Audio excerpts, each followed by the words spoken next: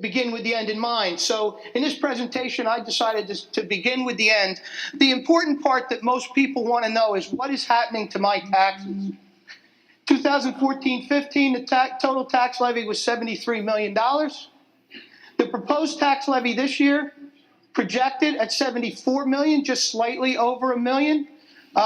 You may be familiar, Mr. O'Brien mentioned in his remarks, the 2% cap. It's not always 2%. It's a mathematical process, but it has at its base that 2%.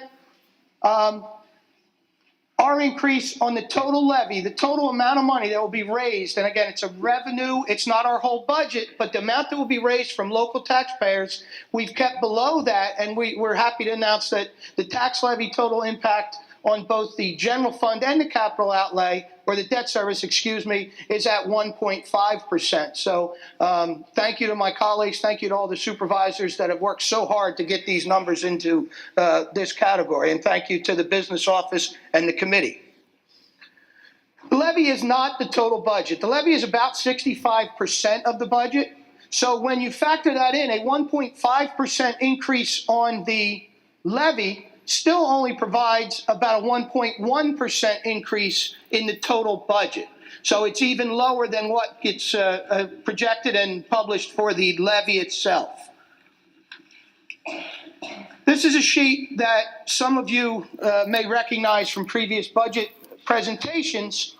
It usually, if you look down the bottom where it has the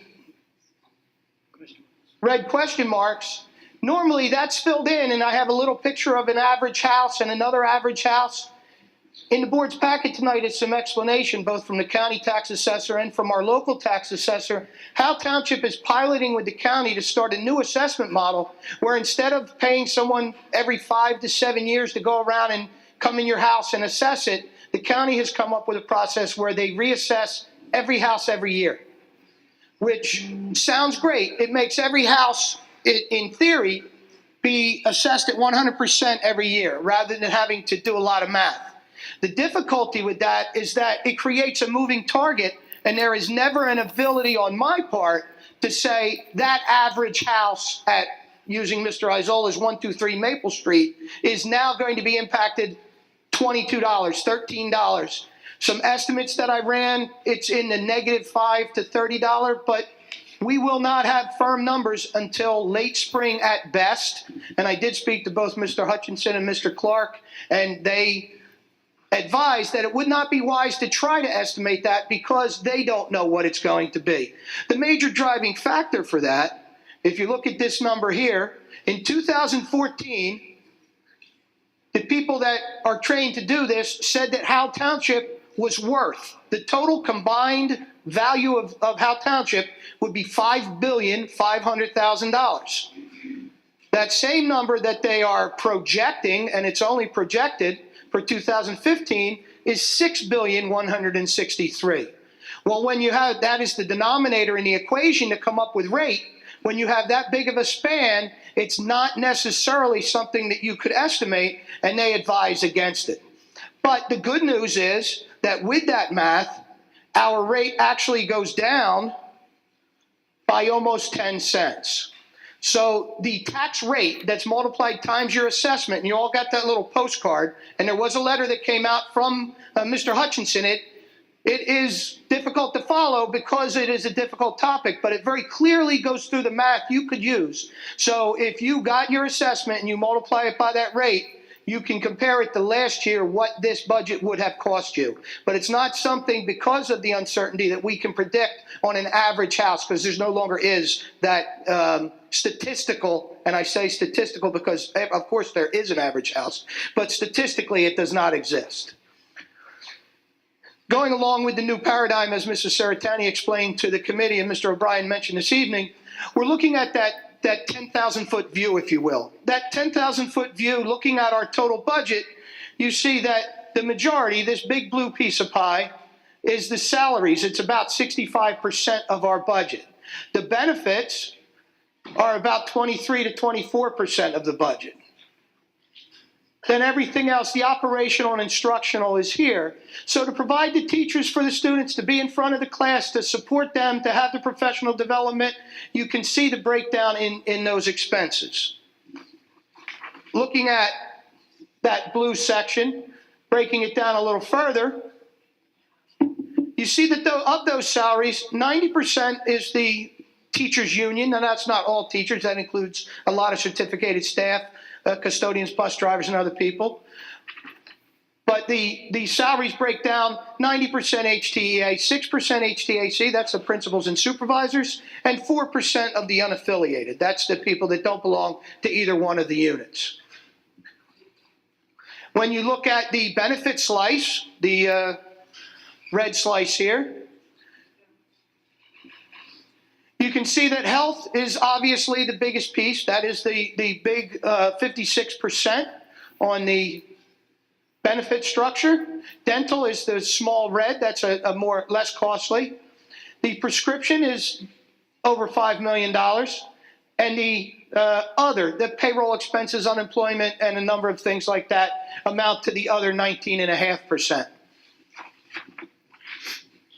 Looking at the green slice, which is the one that is the most productive or place where we find the most efficiency, if you will, not most productive. That breaks down in operations. That's the non-instructional staff and other entities like that. The transportation is another big piece. And then the instruction and classroom expenses are the biggest piece of that, and we're proud of that because we try to make as much as possible go into the enrichment in the classroom to aid the teachers that were the big piece of the salaries. So that is the breakdown on the rest of the budget. What is in there? And this is something that we talked about at length, and it's something that I'm very proud of.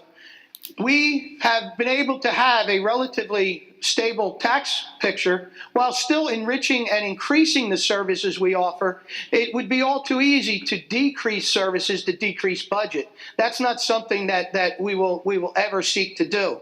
So the things that are in there in that piece, we're continuing to bolster and enrich the full day K program that is fairly new in the district. We're still supporting the one-to-one. We have a lot of infrastructure things and a lot of enhancements and content for the kids and the students to really dig into their one-to-one environment. Enriched curriculum, as I think the proudest one that I hear, the Reader's Workshop, where the children are really in a leveled reader environment and able to really dig into good text.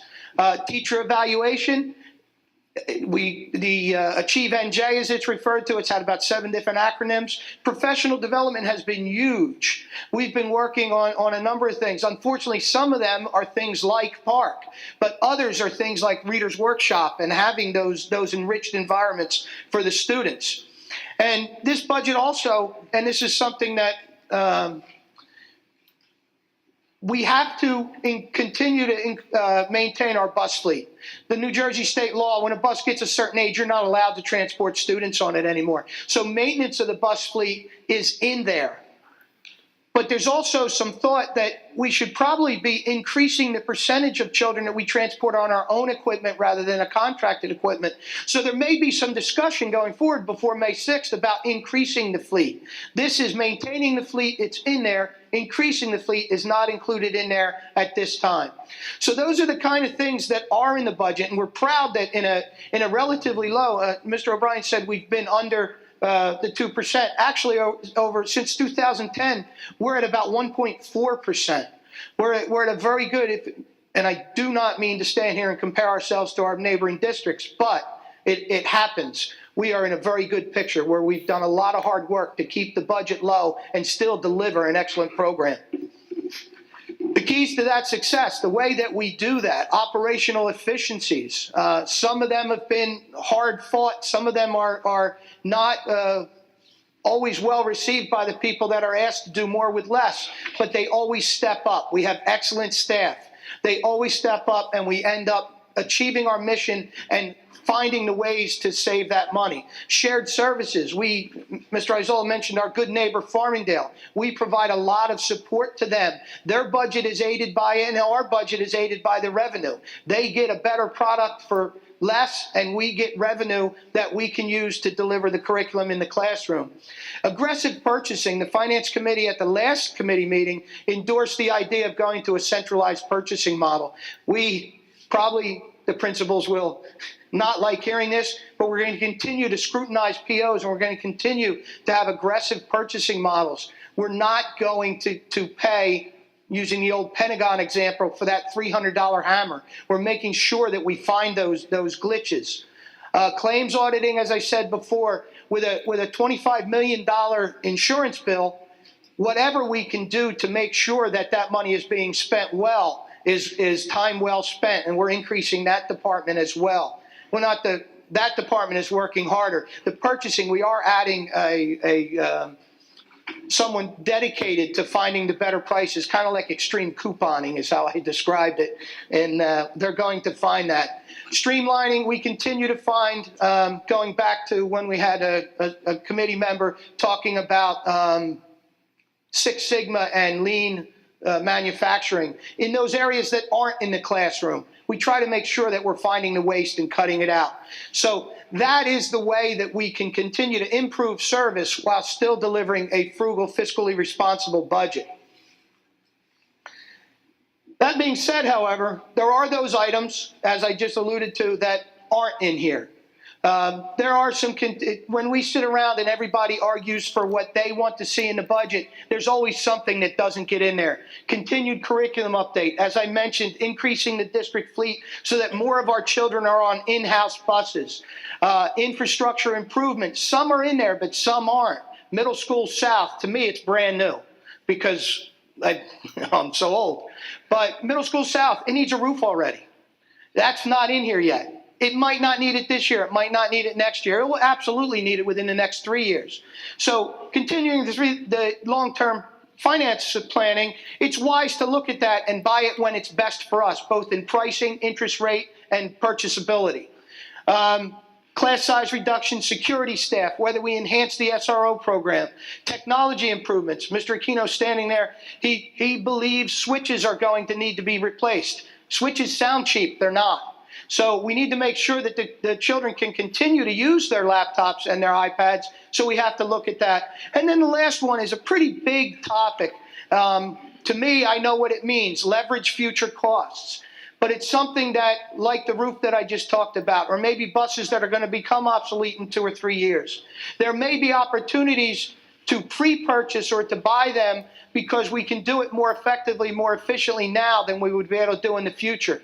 If we don't do it when we can and we do it when we have to, we may have to borrow. Interest rates may be up.